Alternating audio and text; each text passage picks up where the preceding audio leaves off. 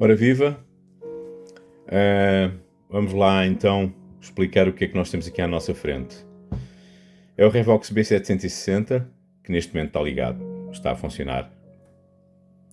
Não estava, estamos a ouvir neste momento a antena 2, a 94.40, e há uma história por trás aqui desta aventura de pôr o Revox a trabalhar. Ele, quando chegou, eu liguei-o só para ver o consumo, mas não o pus a sintonizar, não injetei o sinal no amplificador, de facto ver se estava a trabalhar. E fiz a manutenção à placa da fonte de alimentação e também à placa do stereo decoder. Mas depois achei por bem não avançar mais, até porque não é boa prática continuar a fazer manutenção ao aparelho sem inicialmente ver como é que é o estado inicial dele, se ele está a funcionar, se não está, até porque isso elimina logo uma série de problemas, de questões. Uma coisa é o aparelho de início estar a funcionar e fazemos a nossa manutenção e depois deixar de funcionar, portanto há alguma coisa que nós fizemos que correu mal, ou não estar a funcionar logo de início e tentar, obviamente, primeiro descobrir o que é que se passa, porque a avaria pode ser tão grave que inviabiliza, obviamente, a revisão do mesmo. Então, o que é que aconteceu? Eu liguei, depois desta manutenção, à fonte de alimentação e à placa de stereo decoder, e a luz do muting, que é esta luz que aqui estava permanentemente acesa. Ok? Não desligava. E não havia sinal, nem no VU-meter do Signal aparecia seja o que for, e o aparelho estava silencioso, pronto. E então comecei a tirar as placas todas, tirei tudo cá para fora, pus o aparelho todo exposto, liguei-o e comecei a fazer uma inspeção visual, a ver se de facto me saltava alguma coisa à vista, algum componente queimado, alguma informação que eu pudesse obter que me dissesse que era dali que havia o problema, ok? E de facto encontrei um problema, está aqui, mais um condensador rifa, que desta vez não está rachado, está mesmo explodido.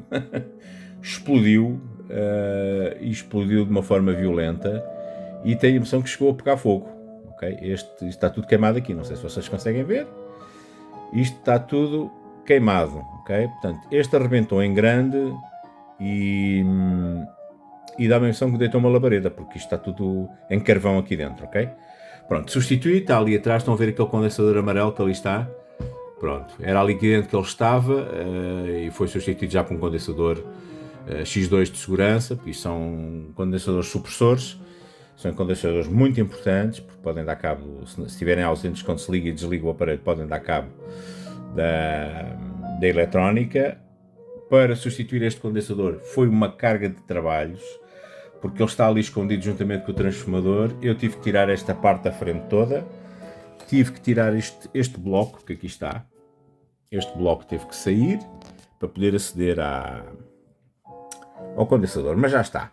Liguei-o e o aparelho continuava em silêncio, ok? Pronto, mas este problema pelo menos já estava resolvido. Então, o que é que se passou? O que é que era? Esta placa aqui de baixo,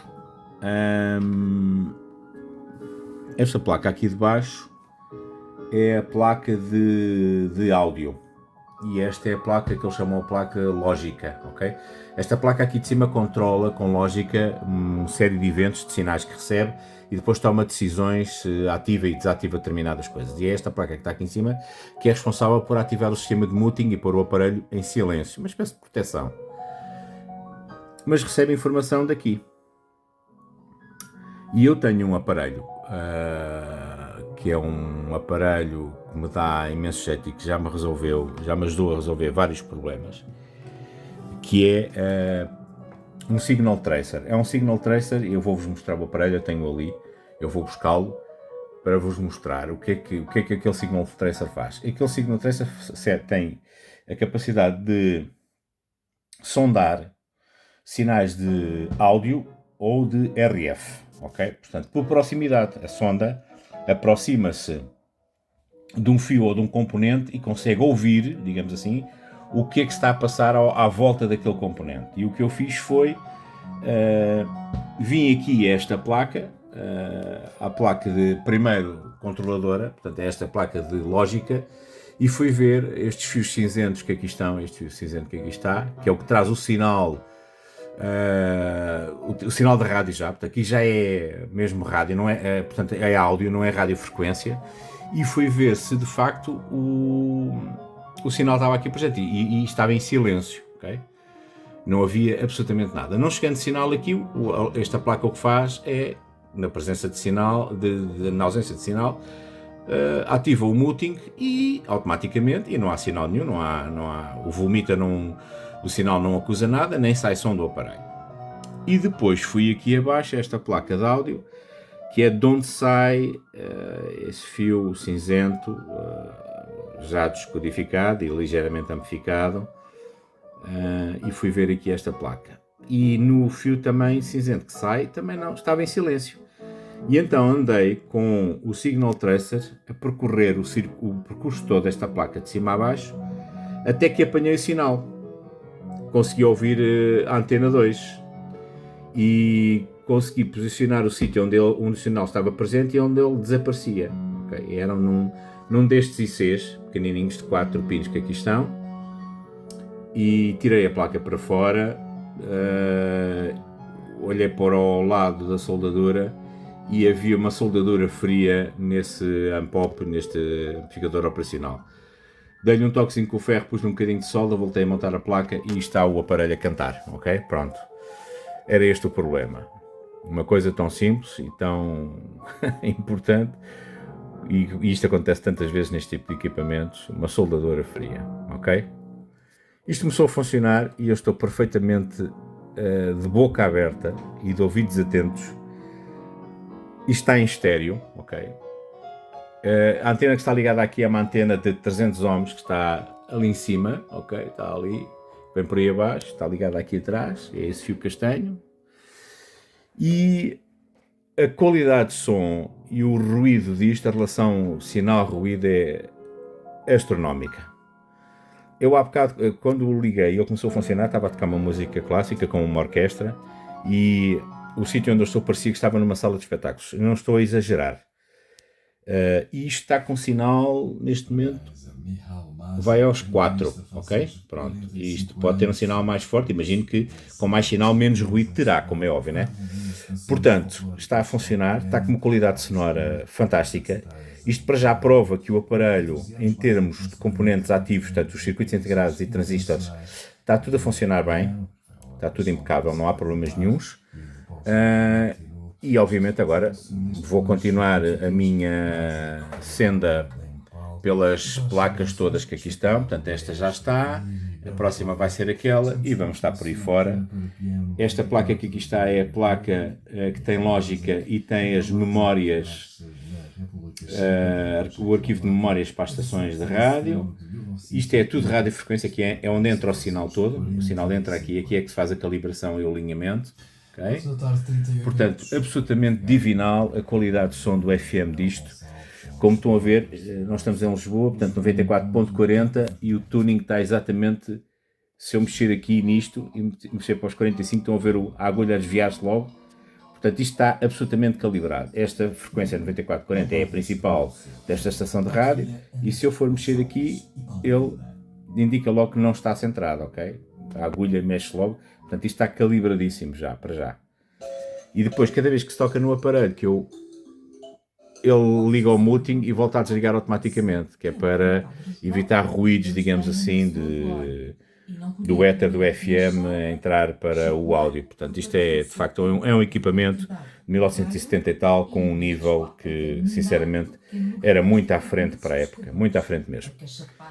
Então pronto, vamos ver os próximos vídeos das próximas placas. Eu vou tentar ser o mais sucinto possível, porque vocês já viram qual é o trabalho que dá a rever estas placas e o tipo de trabalho que se faz, que é verificar as resistências, os condensadores. Um trabalho de casa depois também, neste caso isto não acontece, é ver se há transistores em lista negra que têm que ser substituídos. Neste caso não há, porque isto é tudo transistores europeus BCs qualquer coisa, e não há transistores destes em lista negra, só há transistores japoneses e alguns americanos. Portanto, satisfeitíssimo por ver isto a funcionar. Vai tornar a coisa, obviamente, mais clara, eventualmente mais rápida, mas vamos percorrer agora tudo isto para pôr isto em. E depois este frontal aqui tem que ser retirado, que eu já o tirei, porque temos ali comandos para limpar, temos aqui potenciómetros para lubrificar e depois falta essa parte. E no fim, pintar a tampa, e esta peça que aqui está também vai ser pintada da mesma cor que foi o B750. Então, até à próxima. Um abraço. Deixem-me só mostrar então aqui os aparelhos que eu estava a falar. Este da esquerda preto é um Audio Signal Tracer, portanto este funciona só com sinais de áudio, que eu podia ter utilizado neste caso. Aqui tem a ponta de prova, que é ligada a uma ponta de prova de um osciloscópio, por exemplo. E este é o tal Super Probe. Este esquema é do Mr. Carlston, não sei se alguém conhece, tem um canal de YouTube, é um guru da eletrónica residente no Canadá. Tem este esquema, ele agora já tem outro aparelho que é o Hyper Probe. Este é o Super Probe, mas para mim é mais do que suficiente.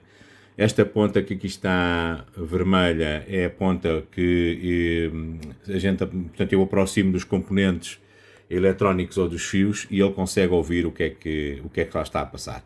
Seja um sinal de RF, seja um sinal de áudio, ele consegue ouvir. Isto depois tem aqui uma regulação da sensibilidade, tem duas sensibilidades diferentes e eu consigo ouvir exatamente o que é que está a passar à volta de um transistor, à volta de uma resistência, à volta de um fio, consigo detectar. E foi com este aparelho que eu consegui fazer o diagnóstico desta situação. Eu, um dia destes, vou fazer um vídeo exemplificativo da utilização destes aparelhos, na utilidade que há em fazer um diagnóstico quando temos um sinal e ele se perde pelo caminho, tentar perceber onde é que ele está a perder, qual é o componente responsável pela perca do sinal ou a alteração do sinal. Às vezes é um transistor, por exemplo, que está a fazer ruído. Vamos com a sonda à base do transistor, à entrada do transistor que é na base, e vemos que o sinal está bom, e depois vamos ao coletor e vamos ver que depois de lá sai com estalidos ou sai com ruído, e portanto, o culpado é aquele transistor. Portanto, com este tipo de aparelhos a gente consegue facilmente detectar onde é que está o problema.